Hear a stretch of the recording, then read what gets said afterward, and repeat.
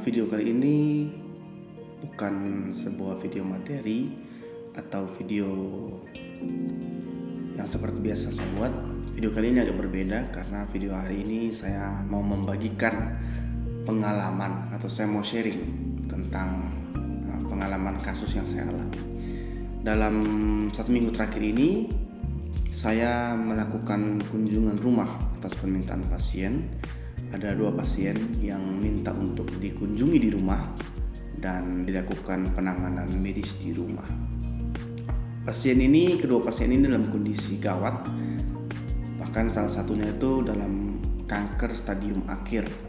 Sudah sempat ke salah satu rumah sakit di kota Kupang dan dinyatakan sudah menyebar sangat luas.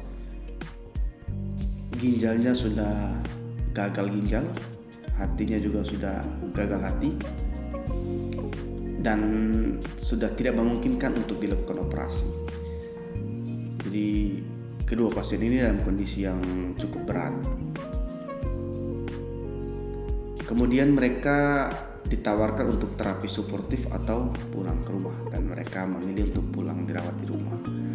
Dan karena mereka ada di lingkungan saya dan keluarga mereka mengenal saya, mereka meminta saya untuk melakukan perawatan di rumah. Dari sisi kacamata seorang dokter, saya sudah tahu bahwa ini kondisi yang berat dan kapasitas tempat saya bekerja sebagai sebuah klinik itu tidak memungkinkan untuk melakukan banyak hal.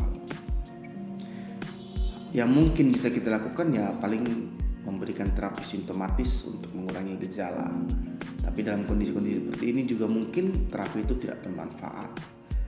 Tapi keluarga meminta dan saya dan beberapa teman perawat akhirnya pergi untuk melakukan perawatan di rumah. Pasien pertama kami rawat, kami ajak ibunya ngobrol, kemudian kami doakan dan pulang. Beberapa hari kemudian, 3 hari kalau tidak salah, kami diminta untuk datang lagi. Kami datang, kami merawat lagi, kami ngobrol sama Oma dan kami berdoa. Kemudian kami pulang. Saya makan malam bersama dengan teman-teman saya. Baru sekitar 1 jam setelah kami memberikan pelayanan medis kepada Oma, ada telepon dari keluarga. Katanya mungkin Oma sudah tidak ada. Kami segera ke sana. Saya lakukan pemeriksaan. Nadi sudah tidak teraba, denyut jantung tidak terdengar, tensi sudah tidak ada, refleks pupil juga sudah tidak ada. Yang artinya Oma sudah tidak ada. Yang kasus kedua, yang penderita kanker ini, kami ke rumahnya.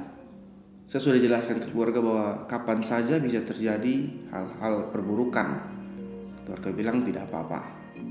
Kami lakukan apa yang kami bisa, berikan obat-obatan simptomatis.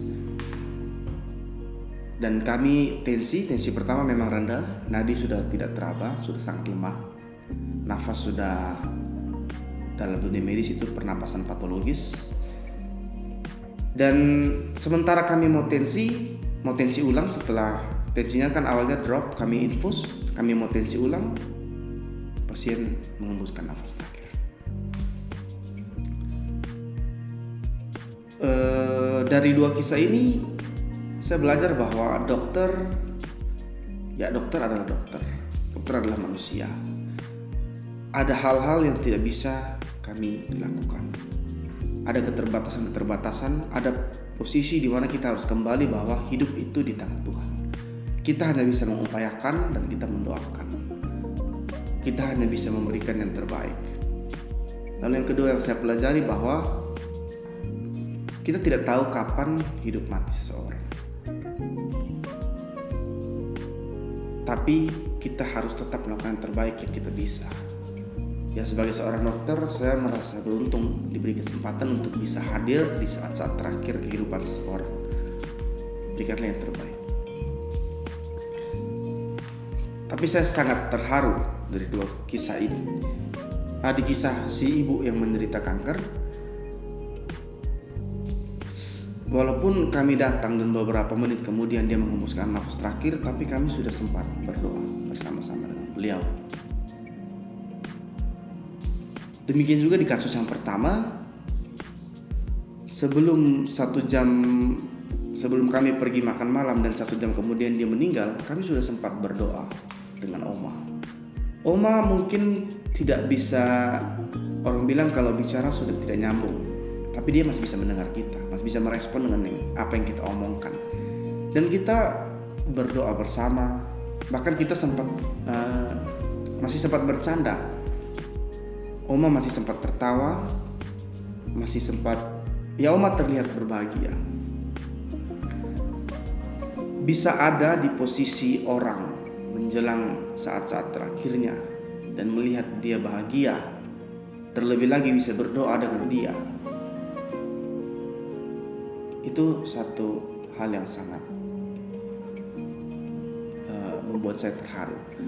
Dan apalagi saya sendiri sebagai orang Kristen dan kedua pasien ini juga Kristen, dan mereka terlihat bahwa mereka memang adalah seorang Kristen sungguh-sungguh yang punya iman kepada Yesus. Dan mereka tahu bahwa mereka, mungkin mereka sudah tahu bahwa mereka tidak punya hidup yang panjang, tapi mereka tahu bahwa mereka pasti akan ke surga dengan iman mereka.